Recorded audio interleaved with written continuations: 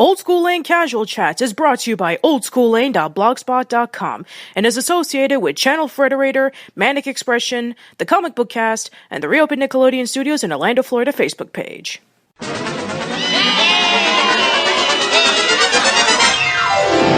almost went loony from counting days till Junie. Now this afternoony, summertime is here. A 3-month vacation for kids across the nation. Whatever your location, it's the best time of the year. Visit Acme Acres for a cool time in the sun. Beat the heat, it's our treat, lots for everyone. We're tiny, we're toony, we're all a little loony. It's Tiny Toon Adventures with some summer fun. Now the video's begun. Hello everyone, welcome to a brand new episode of Casual Chats. I am Patricia, and I'm here with a few special guests.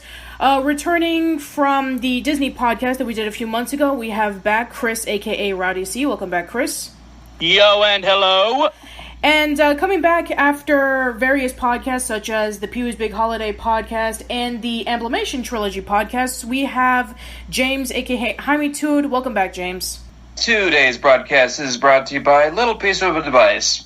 Never, ever, ever lock your keys in the car at 4:30 p.m. Pacific Standard Time if you plan on going anywhere. You will not get on the road for another hour at least, even if you have AAA. Ouch. Thank you.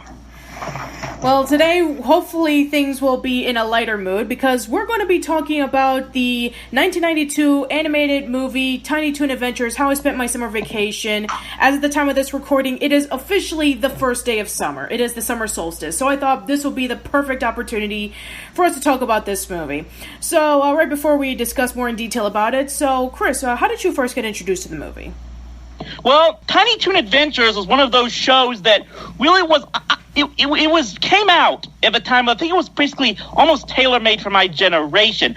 So I really, was regularly watching Tiny Toon Adventures when it was on afternoon syndication when it first debuted in the early 90s. So that's pretty much just where you watch that show. Eventually, the movie comes up eventually. You see it on TV and stuff and the like. I've always said it's one of the most... Tiny Toons to me has always been one of the more underappreciated shows, especially those to have come out in the 90s. So, and just it was just from being a regular viewer of that show that eventually the movie itself came to me. Okay, cool. And James, how about you? How did you first get introduced to either Tiny Toon Adventures or the movie?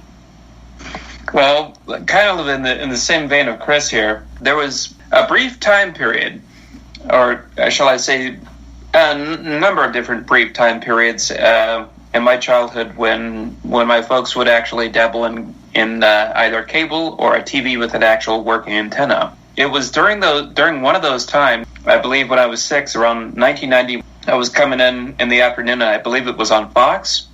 Yeah. It was a head trip, and looking back on the show, I realize it's kind of one of the many examples of a certain trend that they had in animated shows during that particular era, from the mid 80s to the early 90s. This was the same era that gave us the Muppet Babies, the Flintstone Kids, a pup named Scooby-Doo. It was kind of a trend where to sort of take classic cartoon characters and make them younger. But the Tiny Toon Adventures does something close, I should say. It's its own thing.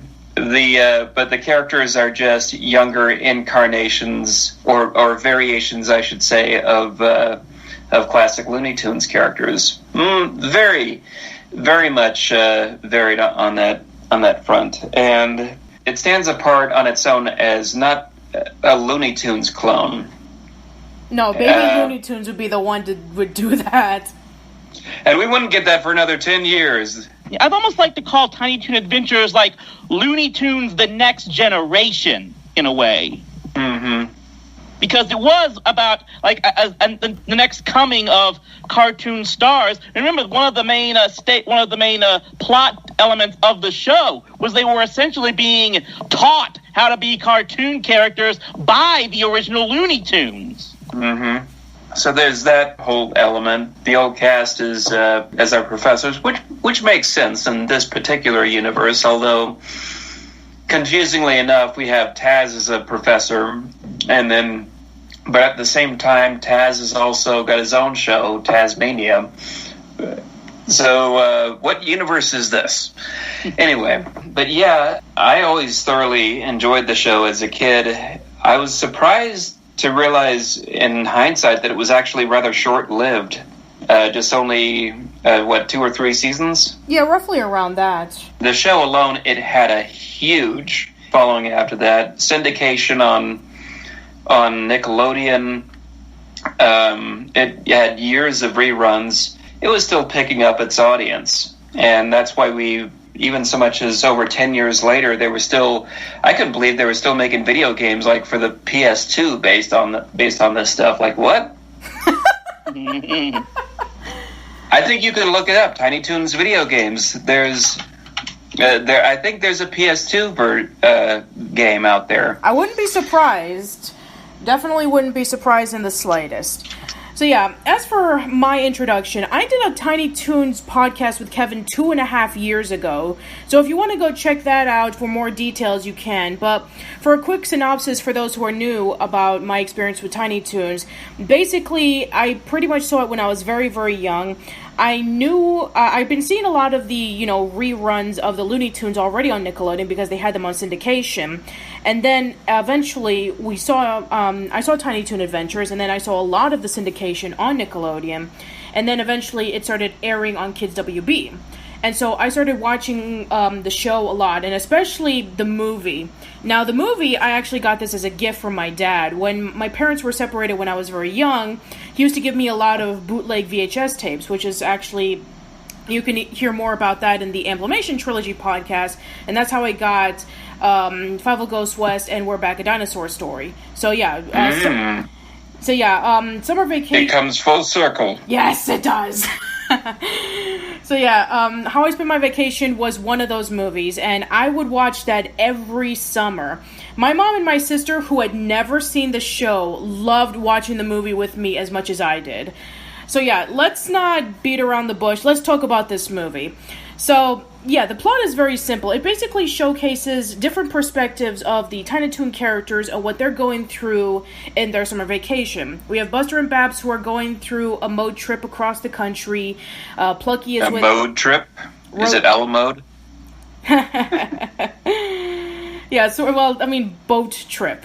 Maybe an upside-down table river trip. Is that better? Yeah. Anyway, so... That works. And so we have that. We have Plucky going alongside with Hampton and his family to Happy World Land, which is a spoof off of Disney World Land, whatever. We have Fifi LaFume, who's trying to get the celebrity Johnny Pugh's autograph. We have Elmira trying to find a cat that she can hug and squeeze. There's just so many plots going around. So, yeah. Not just to mention Shirley's date with... Foulmouth, yeah. With Foulmouth. Yeah. That one, I really had a bad case of the Mandela effect for so many years after watching this movie, because as a kid, I always misheard Foulmouth.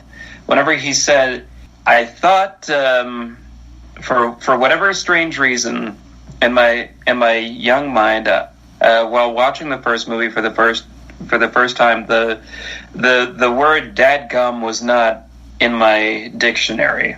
I mean, in the 90s, they didn't really say that, did they? He says that repeatedly throughout the film. I just rewatched it this morning, and I remember as a kid watching it and thinking of myself, is he saying "goddamn"? He's saying he's saying a version of that they could get away with. Yeah, exactly. Yeah, he is, but my young mind sort of remembered for many years, how would you like to go to the goddamn movies with me? Because that wasn't their intent in any way, shape, or form. Exactly. It's what... The Mandela effect. Ooh, spooky, yes.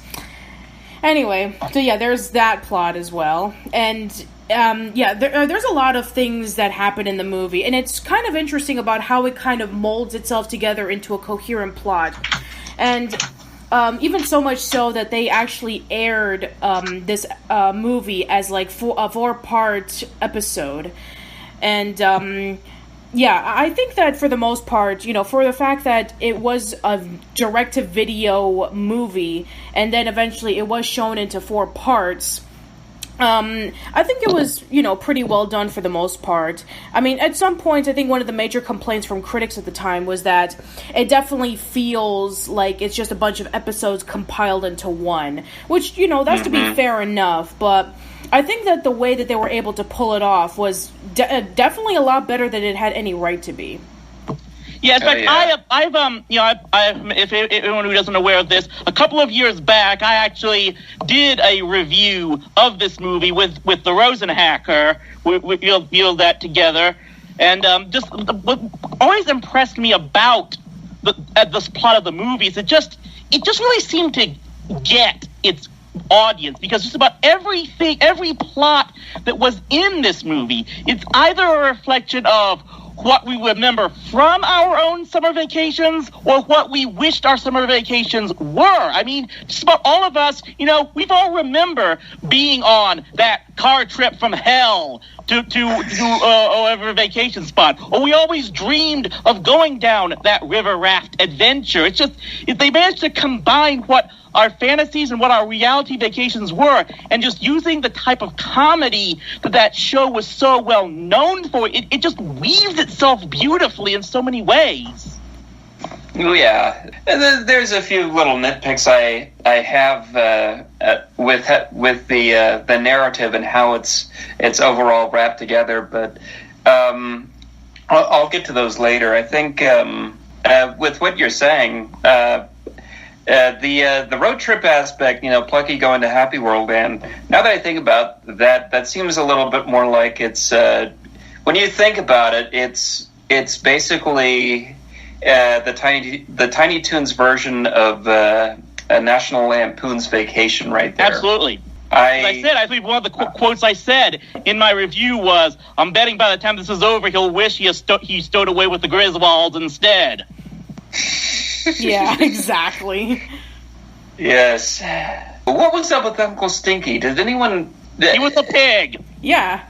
Well, yeah, he was a pig, but there was something a little off-kilter about him, like he wasn't all right upstairs. Yeah, I mean, I think he was even like that even in the TV show. I remember the episode... Was he in the TV show? Yeah, he was in the TV show. There was the one episode in which Hampton was showing off his dad's bottle cap collection, and he lost it. And so we see him, his dad, and Uncle Stinky drinking soda pop together and trying to get a brand new bottle cap collection. So he was shown maybe once or twice in the series.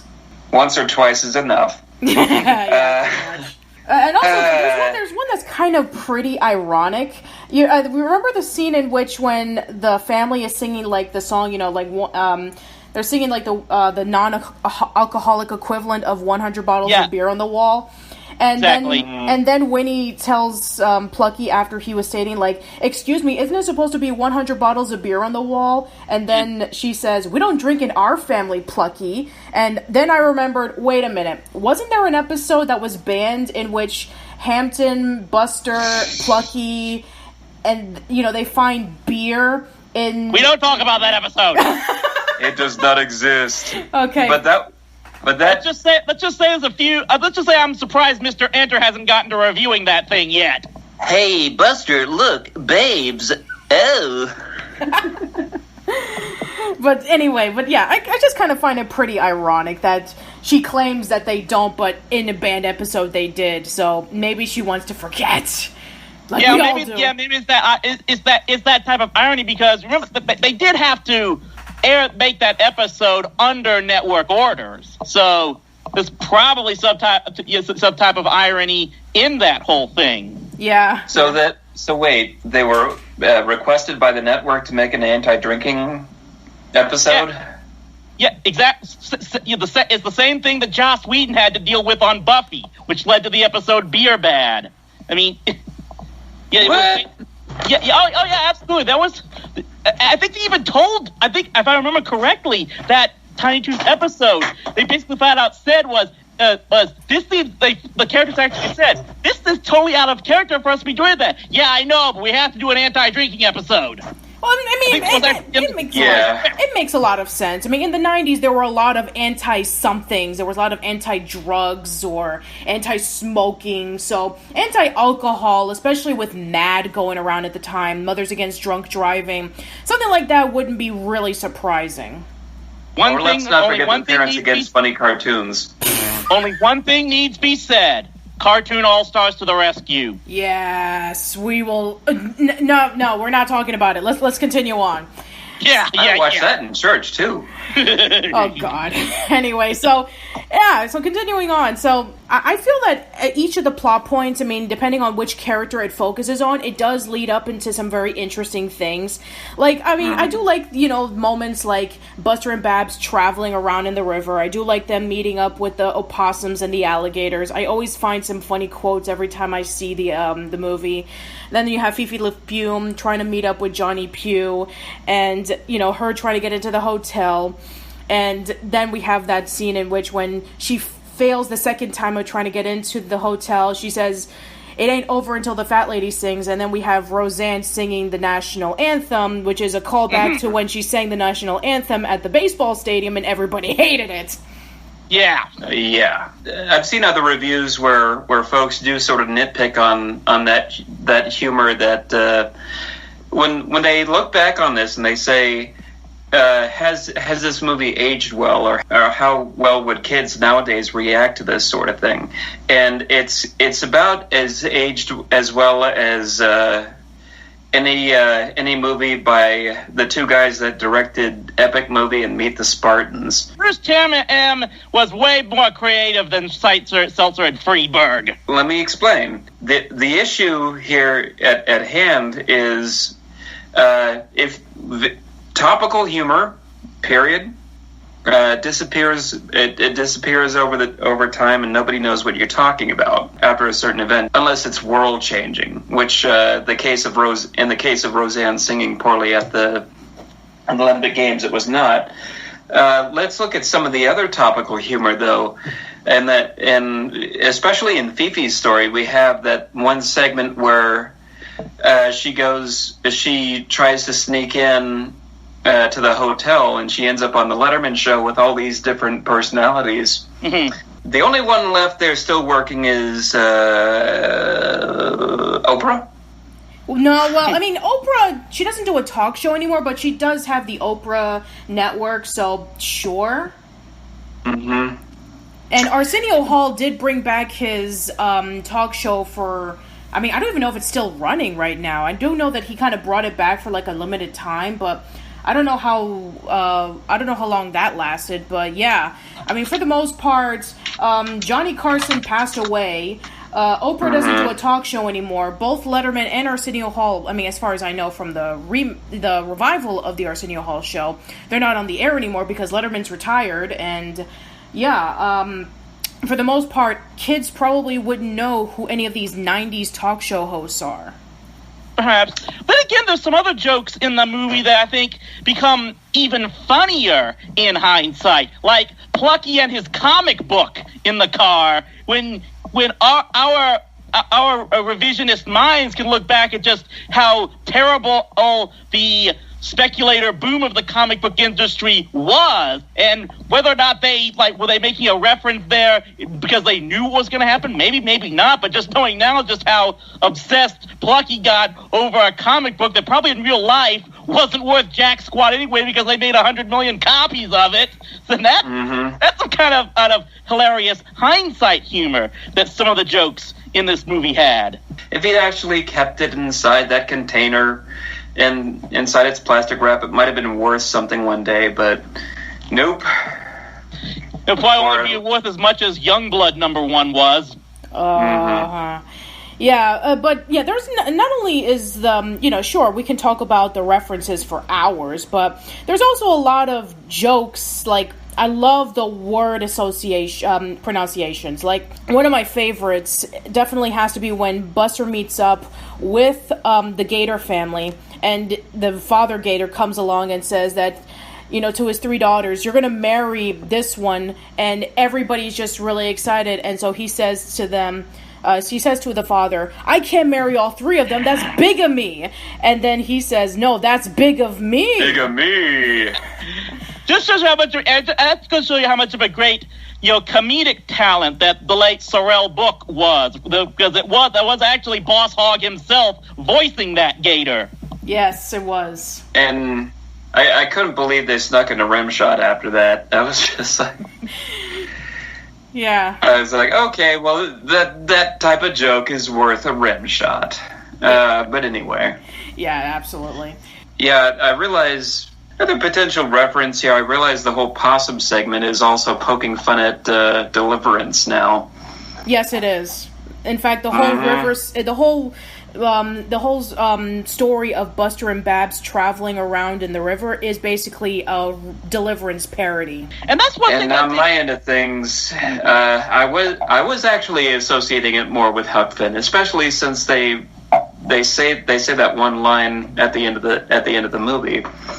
It's kind of a combination of both, and that's kind of one of the things I think the show in general, not just the movie, kind of doesn't get a lot of credit for. We think back to a show like Animaniacs, and even to some extent South Park, but able to make comedy about culture references and social issues at times. But there were shows like not just Tiny Toon Adventures, but also to an extent Garfield and Friends that were more or less the predecessors to that type of humor in animation. Mm-hmm. Yeah, and when I was watching the movie and I was looking back on the writers of the movie, I mean, you have obviously Tom Ruegger and Sherry Stoner, who would later on work on the other animated shows for Warner Brothers, like Animaniacs and a whole bunch, and Freakazoid and a whole bunch of others. But one of the writers is Paul Dini, and I'm like, that's amazing that one of the co-creators of Batman the Animated Series would go off to write something as humorous as like Tiny Toons. No wonder he took the piss out of Superman in that. Oh, we pretty much did when that scene in which when Buster and Babs were being saved by Superman, and he said, "Hey, what are you doing? Get your own cartoon." Yeah, get your own cartoon, exactly. So yeah, he pretty much. I mean, it's funny because he didn't even create Superman the Animated Series yet, so it's kind of hindsight, to be quite honest. It's actually what was really one of the things I've actually taken some pleasure in is when I been going back and watching and reviewing a bunch of even older cartoons to see that a guy like Paul Dini, he worked on shows like Saturday Supercade back in the 80s before eventually moving on to, of course, Warner Brothers, where obviously he got his first start obviously with Tiny Toons, and then moving on to the Batman animated series, and through that, the DC animated universe as a whole. Yeah, and probably for the younger audience, he was also one of the writers for the Batman Arkham games. Oh, yes. So yeah, definitely you can see about how it's just crazy looking back on names that we are fully well known of now, but about how they got their start in various projects. The somewhat sort of stemmed from this show right here in particular. Sherry Stoner, what's she up to these days? I remember. There's one particular irony that I look at that I look back on with her involvement here. They have one brief scene in the film where they're poking fun at the Little Mermaid. Yes, and Sherry Stoner was actually the person who was the model for Ariel and Belle from Beauty and the Beast. Mm-hmm. Thankfully, it wasn't a mean-spirited jab in the least, but no. I mean, keep in mind they also, I think, did a slight joke on E.T. in that movie as well. And who was the executive producer for the whole Tiny Toons series, but Steven Spielberg. Yes. Oh yes. They're able to kind of make a laugh at themselves like that with shows like this. Oh yeah, that is absolutely true. And they're able to kiss up to David Letterman, apparently. I read the credits. Yeah. Yeah. I think for the most part, another thing that's also really cool is like it's funny because looking back on the show again, noticing about how the characters would react to various situations, it's really spot on. I mean, it could have been like completely out of place since it was based off of the TV series, and maybe they wouldn't know how to stretch it out into a long feature or direct-to-video movie, depending on what the subject was. But I think that, for the most part, we're able to learn a little bit more about the characters. Like, we see Buster and Babs interact in such a funny situation with them either liking each other but then really despising each other, especially when Buster continuously squirts Babs with his water gun. And then just seeing the insanity that Plucky goes through with his family, with Hampton's family, with all the crazy things that they do. It's just so unorthodox, like bringing their own food to a drive-in and going to various pit stops to clean off the restrooms and picking up, crazy, homicidal murderers and maniacs. Stuff. Maniacs. The mom is such an idiot. I mean, yeah, the family in particular they've got some oddballs. They got some oddballs in there, but it's kind of wow. Every bad decision. It seems like almost every bad decision along the way of the trip comes out of her mouth. He's writing down the phone number to call if they see the hitchhiker, and then she just turns it off and says, "Hey, it's so exploitative nowadays." I'm just like, you know what? Actually, there's a perfectly good way to bring closure to this scene. Plucky just needs to call 911. With what cell phone? Exactly. With stop by a payphone out in the middle of nowhere.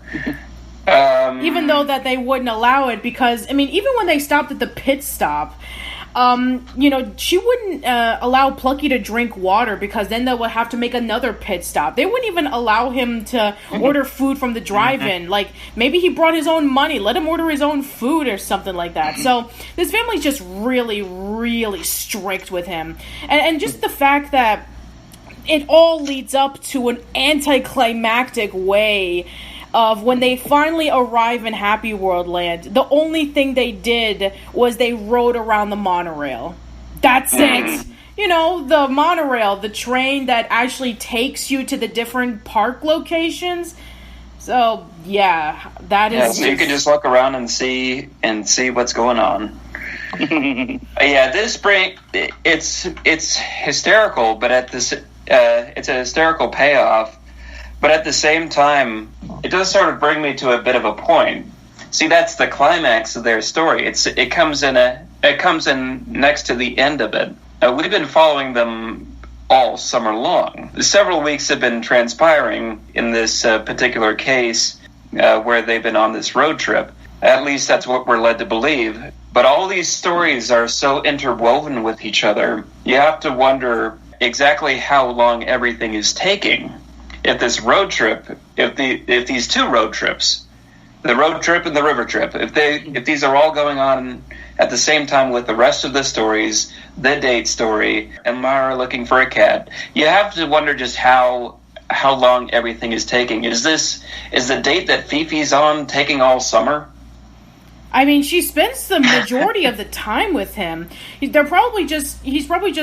Pugh's probably just asking her to do various tasks, and it's up until like late August in which they go and see Skunknophobia, the same movie that Shirley and Foulmouth see, that she's still begging for his autograph. Yeah. I think what makes it so brilliant is the fact that the comedy and the writing is so completely on key and just everything comes at you at a great pace that you don't really you can't really think that much of it during the course of watching the movie, because everything is just so perfectly interwoven and comes right at you with just the right amount of comedic timing. And that's really, like I said, one of the things that I try to tell myself and my viewers when I review a TV show is that when you're dealing with something like a comedy, it's a lot easier to suspend disbelief.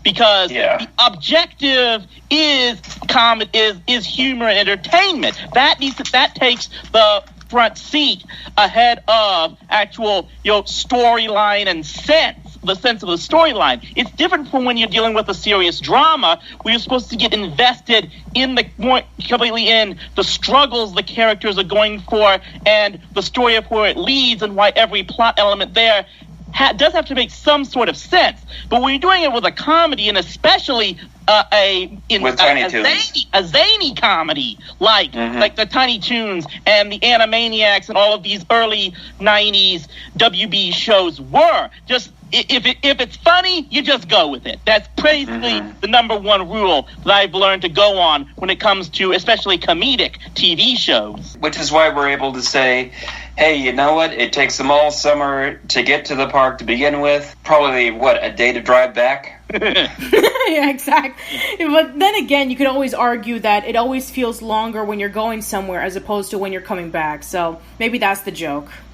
Yeah. I mean, besides, where were they going anywhere? If it's trying to be a parody of, like, Disney World or Disneyland or whatever, are they going to California or are they going to Florida? I mean, if it took them, like, all summer to get to their destination, I would think that maybe they would be going to the Florida equivalent, but I mean, if it was, like, towards Anaheim where Disneyland is, then it should have taken them a few hours, not a few months, unless they were, like, driving in a big circle. We don't know exactly where Acme Acres is. Well, it's in California, because remember the scene in which when Babs is, like, constantly trying to out Buster with squirting him with the water gun, and she gets the dam and floods Acme Acres, and then when Buster decides to, attack her back, we see in the map, the little squirt of water, it's, like, pointing towards California, so... Perhaps, yeah. So it's probably somewhere. It's probably somewhere in my neck of the woods. Yeah. Yeah. I mean, I guess we would think that if I remember correctly, if we want to go this route, the early stages of the road trip, they more or less seem to be in a type of desert area. So you could essentially say that they were going across the Southwest in the early part of their trip. If you want to try to apply some type of logic to that, I guess that would make some sort of sense. So yeah, I guess that could be for the most part. They were probably driving towards like Nevada or Arizona or something to, try to get to Happy World Land. But as for like which one they were going to exactly, I guess we'll never know. I guess that's part of the joke. And I just really love the song that, they sing in Happy World Land. It's like, it's just so perfectly, showcases about how much they are like, they're focusing on like corporate mania. It's like, welcome to the world where the fun never stops. We have 6 new rides and 400 gift shops. The smiles are always rosy. The skies are always blue. This is Happy World Land where all your dreams come true. That perfectly is a great song parody to something related to Disney World or Disneyland. All that's left for them to do is mention how overpriced the drinks are. Well, I mean, they did mention the overpricing of the tickets, which nowadays, I mean, even back in, like, when the movie came out in 1992, it's like, I would give anything to buy a ticket for $80. That would be amazing, as opposed to $150. Yeah, what are the prices now? They're like still less than what it would probably cost you to get into an NFL game. Ouch.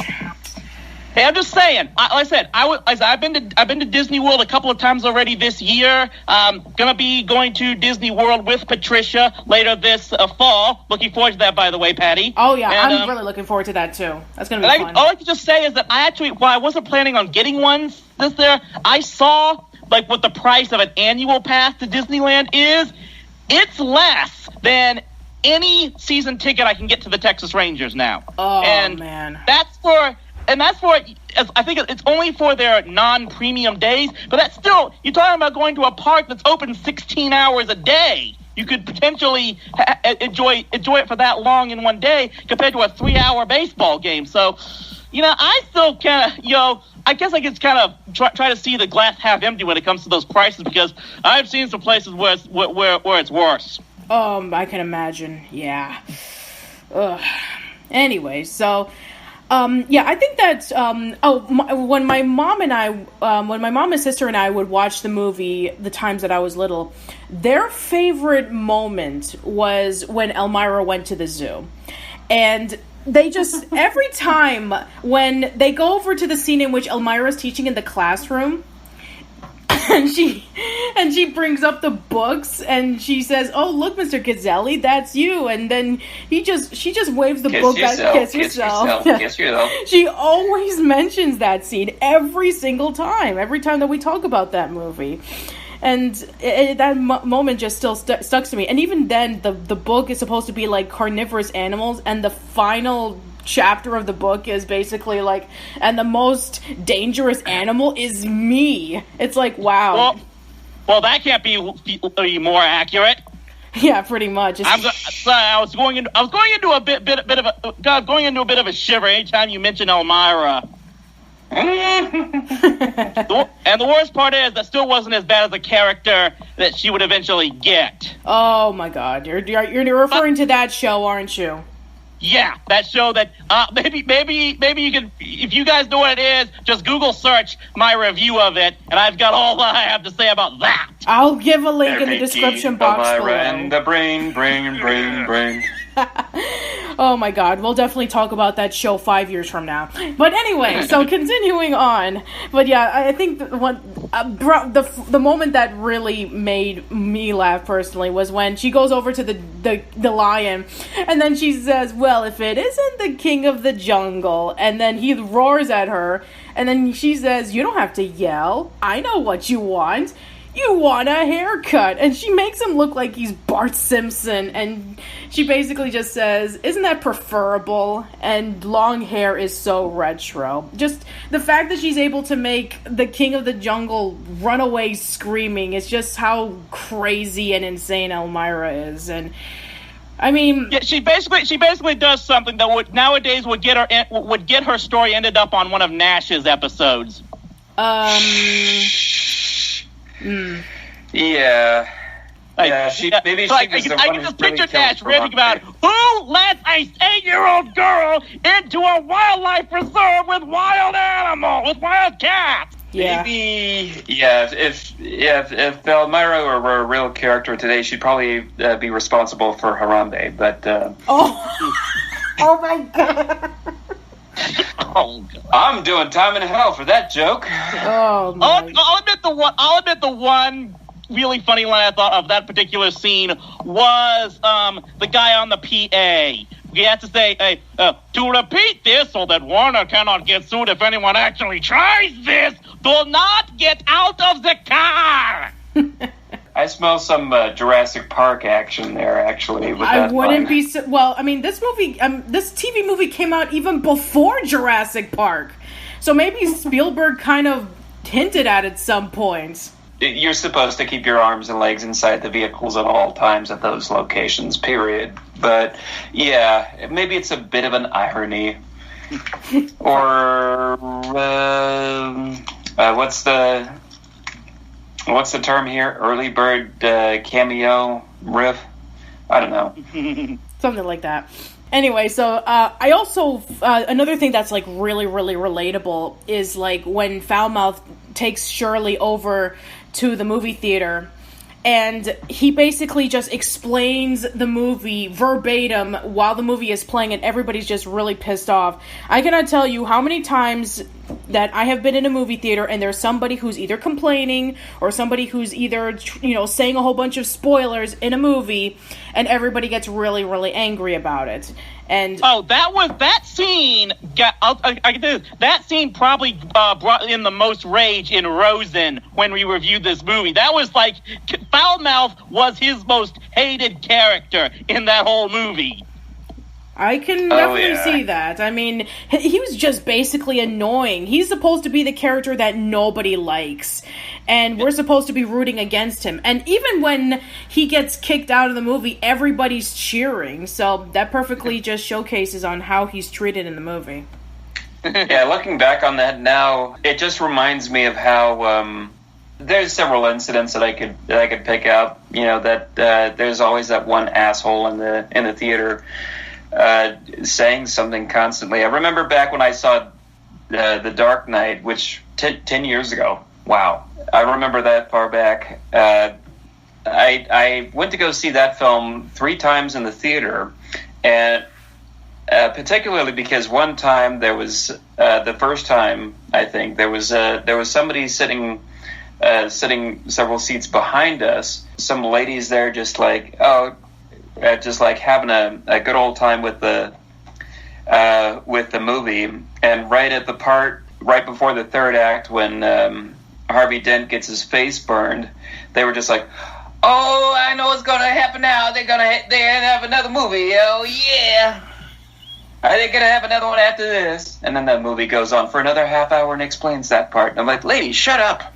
I will say this: between Foulmouth and Johnny Pugh, it is very impressive that this movie was actually able to create not one but two characters more annoying and hateable than Elmira. Yeah, and that's saying something. Or Hampton's family. It's basically almost it's getting to the point where it's almost a toss-up for me between Elmira Duff and Lucy Van Pelt as who my most despised cartoon character is. Yeah, that's a pretty tough call. But yeah, in this movie, Elmira's not the worst thing about it, which is actually pretty cool. And to be fair, I never hated Elmira in Tiny Toons. I always thought that there were some moments in which she did have her, funny, quirky side, especially in the moments in which when Montana Max pretty much wanted absolutely nothing to do with her, and you kind of feel sorry for her. But yeah, I'm sorry to say this, but even the other show that came out of it, there was a lot of moments where she was pretty irredeemable. Yeah, well, I think it's because at least in Tiny Toons, she usually got her comeuppance more often than not. Yes, when she was at her absolute worst. That other show, I still don't know what. I think it makes sense why they didn't know what they were doing, because no one wanted to work on that show. I made those facts pretty clear in my review. That this is what happens. That was what happens when you have a network mandated show that absolutely nobody wanted to work on. So it's not surprising it turned into the crap fest that it was. Yeah. And it would be the very last, show under that. Under the Warner Brothers belt, involving with Tom Ruegger and Sherry Stone and all the other people, right until the announcement of the reboot, which as of the time of this recording, there's pretty much little to no information about it. So yeah, if you're expecting me to talk about the Animaniacs reboot, then wait until a couple of months from now, because I will be doing an Animaniacs podcast, and hopefully more news will be revealed by then. But yeah, yeah, about that. Do you really want to? Can you imagine an Animaniacs reboot done in the same style they're doing the DuckTales reboot? Nice looking animation, but still very stylized, and taking the same characters and putting them in a 3D atmosphere. I mean, if they can do it right, I'm very open to it. Yeah, I'd say that's a wait and see approach to that. We'll see how what eventually comes of it. Yeah, like Jumanji too. Well, at least at least we'll know a little bit more information about that. As of right now, as far as I've seen in Rob Paulson's Twitter page, he said that he hasn't been called yet for voicing Wacko or Dr. Scratch and stuff or anything like that. But right now we'll just see. But anyway, continuing on, I guess for the most part, I really do like the climax of the movie, bringing in the psychopathic killer from Hampton and Plucky's side over to Babs and Bunny, and they have them riding on a rail car similar to Indiana Jones, which again, another callback to Spielberg stuff, and. At the end of the movie, the way that they were able to get back to Acme Acres is through the plot hole, which is a very nice callback, because seriously, we don't even know where Buster and Babs are, and they needed to get back really soon, so it's really nice that the writers are able to pull off something as simple as, oh, they got back because of a plot hole, like a literal hole that they fall in, and they're back in Acme Acres. And that's another example of why I said before, you know what? It's funny, so it just makes sense to go with it. Yeah. And also, I just watched the movie a few minutes ago, and I didn't even notice this until just now, but man, Buster and Babs do a lot of murdering in this movie. Like, they basically flooded Acme Acres twice. So who knows how many people died from drowning. Then when the opossums were chasing Babs, she pulls out their tails and ties them into the log and pushes them into the river, so they're drowned as well. Then she brings in... But they came back later. Yes, they did, because plot convenience. And then the gators, she basically just tied around the gazebo with fireworks and launched them up, but they came back in the boat because plot convenience. And then afterwards, we have Buster pulling on the switch to turn the rail car over to the maniac so he can fall off on the edge, but he comes back in the end because plot convenience. So yeah, no matter how many times how many times did Tom or Wile E. Coyote get blown up in their time?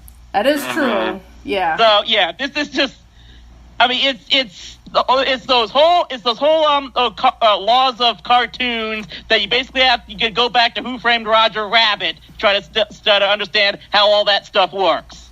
Yeah. Yeah, give these guys some turpentine, acetone, benzene, and then they're in business murdering people left and right.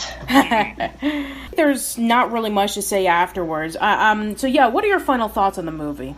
Well, I think it's very underappreciated, just like the show itself was. Like I said, a lot of people, even in our generation and genre of the internet reviewing, they always like to talk about Animaniacs. But I just think that this was the show that really set the tone for Warner Brothers animation renaissance in the 90s. And the movie was just a basic whole reflection of, it's kind of multiple episodes, but it's a way of saying, let's just pull out all the stops and use the full-length movie format to do everything we could possibly do at once. And at the same time, as I've said before, just seems to perfectly encapsulate what its viewers either experience about summer vacations or wanted to do with summer vacations. It's kind of a good wish fulfillment type of adventure that, even with probably the more dated jokes and references, I think a lot of kids, a lot of younger viewers even today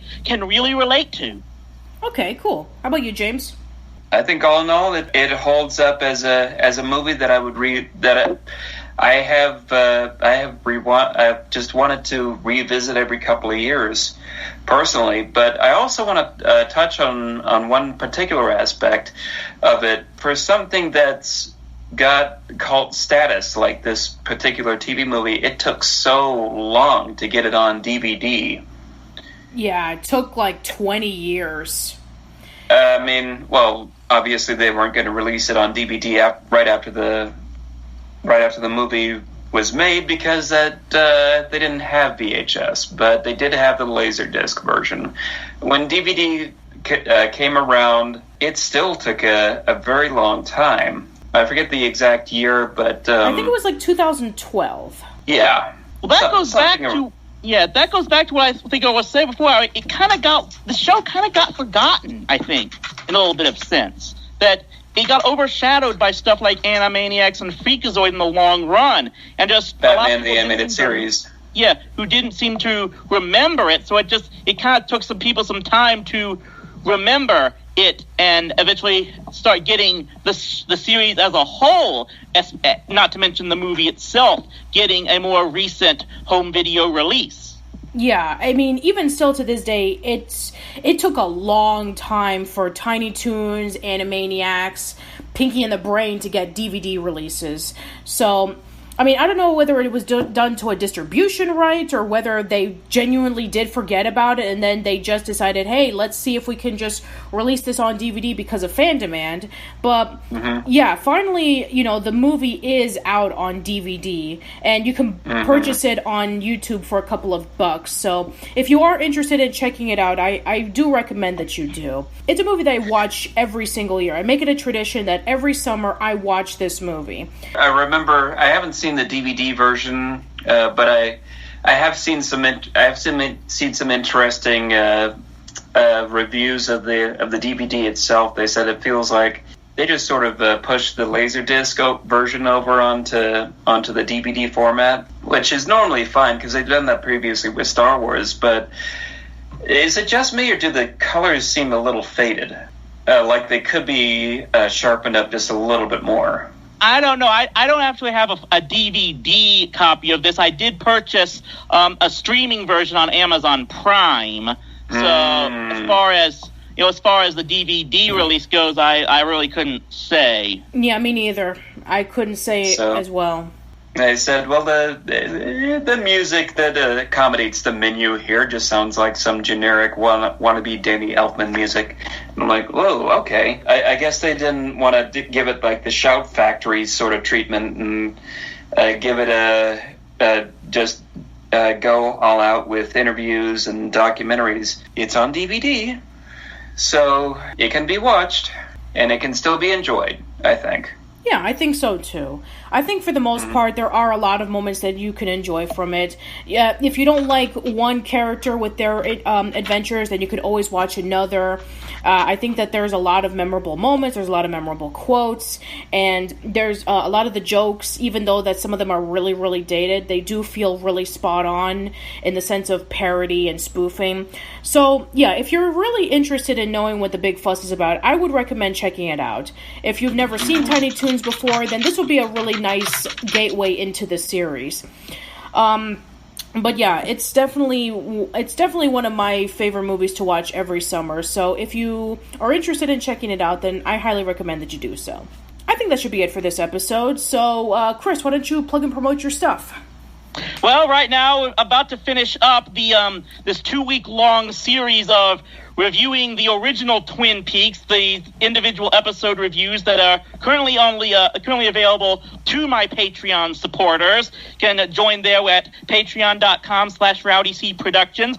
Of course, that's going to be followed up, I believe, actually, but sometime next week, I'm going to do a more overall TV trash review on the subject in a single video. Hopefully that will be up within the next few days. And then just if you go follow me on RowdyC.com, my YouTube channel, or especially on Patreon, just keep watch for the big project that's going to be, hopefully, I'm going to start releasing more promos for it very soon in the next couple of weeks. I was actually just in California filming with Rosen. He's a part of this thing as well. And we just got back from filming this past Monday, and this is something I'm really, really looking forward to producing, and I'll be trying to keep everyone on Patreon, on Manic Expression, on my own YouTube channel, as up-to-date on this as possible. All right. Mm-hmm. Great. How about you, James? What do you got? Well, on my end of things, first off, I want to apologize for being that guy with the show who's always busy, very sparsely releasing episodes, trying to put as much work as possible into each one. But I've got 2 productions that I can definitely say are coming out later this year now. One of them is a crossover I'm doing with Morgan Ledger of Vaulting over on his show. That episode should be coming out real soon, so keep an eye out there. Keep an eye out for another episode of Bluebee TV. We've got episode 5 of that, and you can link them to that in the description box if you both of those. And also, as for my show, From Pages to Pictures, I can't say what the episode is, but keep an eye out for a golden ticket. Okay, thank you very much, James. And as for me, by the time that this podcast comes out, I've already posted up the first episode of Season 2 of We're in Between, which is the podcast that discusses about As Told by Ginger every Tuesdays. And for the coming month, we will be releasing Part 2 of Elseworlds Month. I'm sorry that this is taking a really long time, but I actually have a few cameos that were able to help me out in saying a few lines for the project that I'm doing. I'm really excited for this because let's just say these are people who they haven't been online for a very, very long time, and it was just a miracle that I was able to get a hold of them. So, yeah, stay tuned for that. And also, as soon as that's done, releasing From Pilot to Final Product on Wild and Crazy Kids. And finally, I will be concluding Hey Arnold Month, even though I started it way back in October. So, yeah, that's it for this episode of Casual Chats. Let us know in the comments below about your fondest memories of Tiny Toons or how I spent my summer vacation. What is your favorite moment in the movie? Who's your favorite characters? And what are your favorite, like, jokes or one-liners or what have you. So that's it. Hope to see you around soon, and thank you for listening.